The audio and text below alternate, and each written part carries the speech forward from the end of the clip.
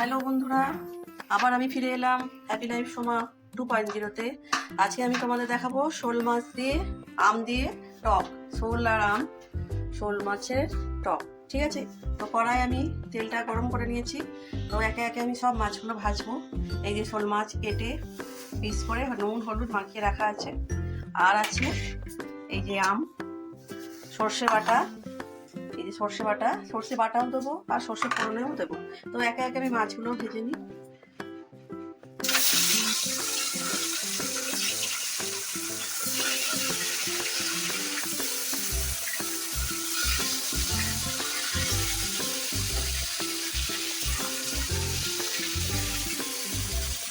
তো বন্ধুরা, মাছগুলো ভাজার পরে আমি আবার ফিরে আসছি। তো বন্ধুরা, আবার আমি মাছগুলো ভাজার পরে ফিরে এলাম। দেখো, লাল লাল করে মাছগুলো ভাজা হয়ে গেছে। এবারে আমি এতে কি ফোড়ন দেবো? পাঁচ ফোড়ন দেবো, পাঁচ ফোড়ন আর সর্ষে ফোড়ন আমি দুটোই দেবো। সর্ষে বাটা তো থাকছেই, আর পাঁচ ফোড়ন আর যে সর্ষে ফোড়ন দিলাম। এবার পরে আমি এই যে কাঁচা আমের মধ্যেই কাঁচা লঙ্কা দেওয়া আছে, সব এগুলো একসাথে তুলে দেবো। দেওয়ার পরে একটু ভাজবো।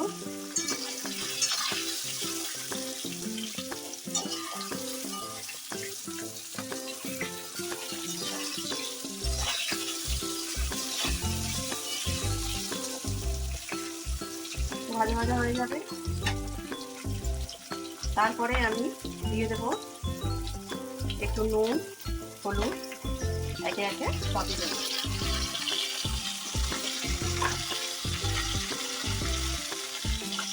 যেহেতু এটা টক, তো নুনটা একটু বেশি দিচ্ছি।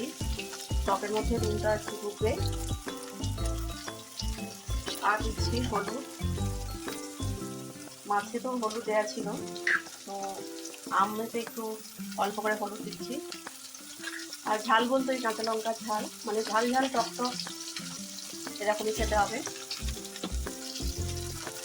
তো একটু নাড়াচাড়া করে নিলাম। নাড়াচাড়া করার পরে আমি এবার কি করবো জানো তো বন্ধুরা, এবারে আমি সর্ষেটাকে না আমি ছেঁকে দেবো। তো দেখো, ছাঁকনি নিয়েছি, নেওয়ার পরে এই যে সর্ষেটাকে আমি ছেঁকে দিচ্ছি।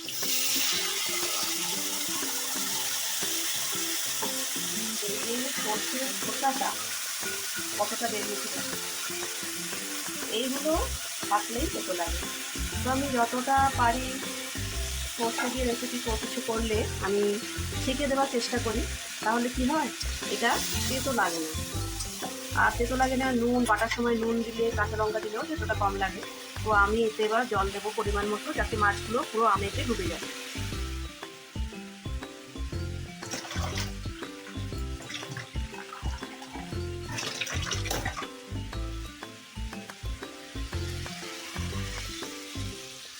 তো জল দিলাম।